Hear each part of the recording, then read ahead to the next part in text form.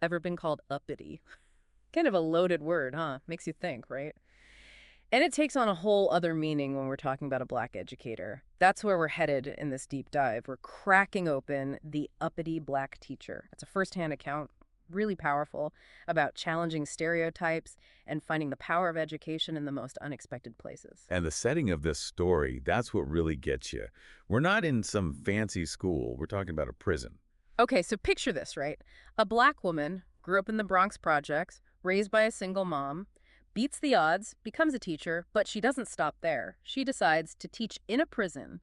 Talk about a whole other level of assumptions and challenges. Maybe we should think about social mobility, right? It's a bigger conversation. It's not just about getting out of tough situations, but about all the hidden barriers that can make it harder for people from certain communities to truly succeed. Things like, having access to good schools, having the right connections and opportunities. It's not always easy to find those. It's like trying to run a race with obstacles the other runners don't have.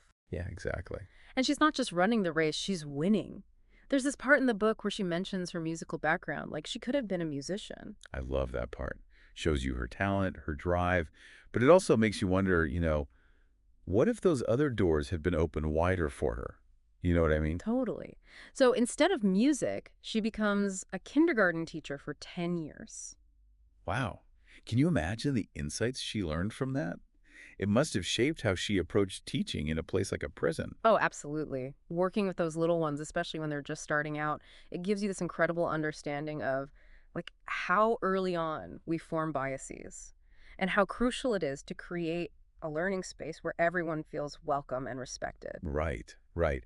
And that experience probably prepared her for what happened next. Right. She talks about applying for teaching jobs, and this principal, get this, actually says to her, if I go by your resume, I won't hire you. Wow. Could you believe that? It's a huge reminder that implicit bias is real, even in places like education, where you'd hope to see people judged on their abilities.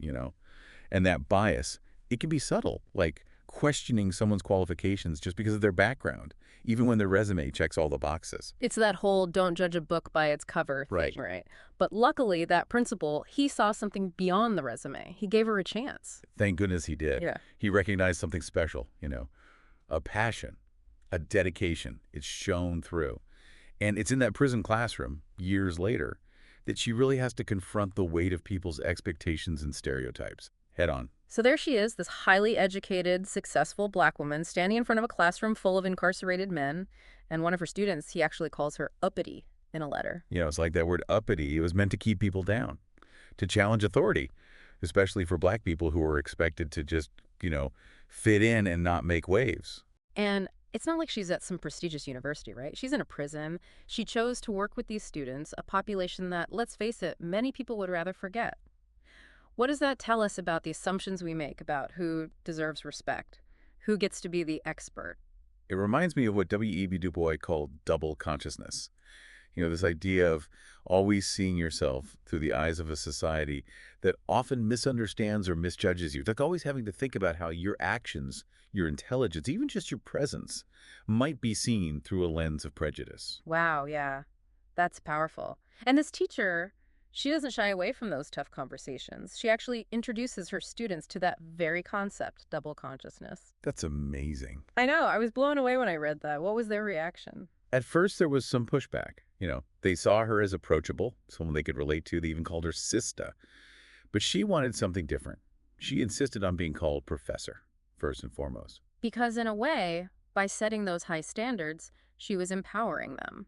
Absolutely. She was preparing them for a world outside those prison walls, a world where, let's be honest, those assumptions and judgments, they wouldn't just disappear. Exactly. She knew that demanding respect wasn't about ego. It was about giving them the tools to navigate a world that wasn't always designed to see them succeed. And, she found this brilliant way to get that across through literature. Right. She had them read Toni Cade Bombra's short story, The Lesson. Such a powerful story. Oh, I remember that story. It's about these kids from a poor neighborhood, and they get this glimpse into a world of privilege and wealth that they never even knew existed. It really opens your eyes. It's about inequality, Mm. challenging perspectives, making you question everything you thought you knew.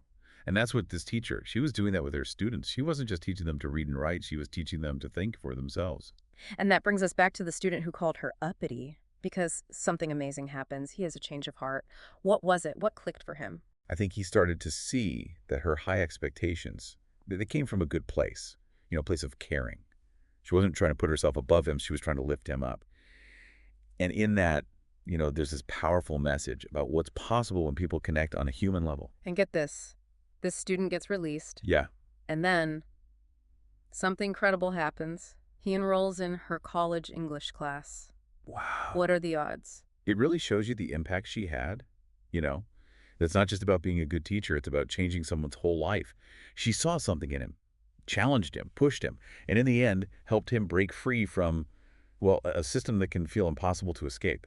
It's amazing, isn't it? Just goes to show you the power of education Yeah. and second chances, right? Yeah, absolutely. And think about, like, the ripple effect. Him going to college, that sends a message to other people who've been incarcerated. Change is possible. This isn't the end of your story. It can be a new beginning. Yeah. It's like she gave him a whole new chapter, instead of letting him think it was the end of the book. And it all comes back to, like, believing in your students, no matter what they've done in the past. Their potential. It's not about their circumstances, you know what I mean? It reminds us that education is about so much more than just, facts and figures. It's about empathy. It's Yeah. about breaking down those biases we were talking about Hmm. and creating a world where everyone has a chance, a fair shot. Absolutely. So, to wrap things up today, we wanted to leave you with this. Have you ever met someone who completely challenged your expectations? Someone who, once you heard their story, understood where they were coming from, it changed your perspective on things.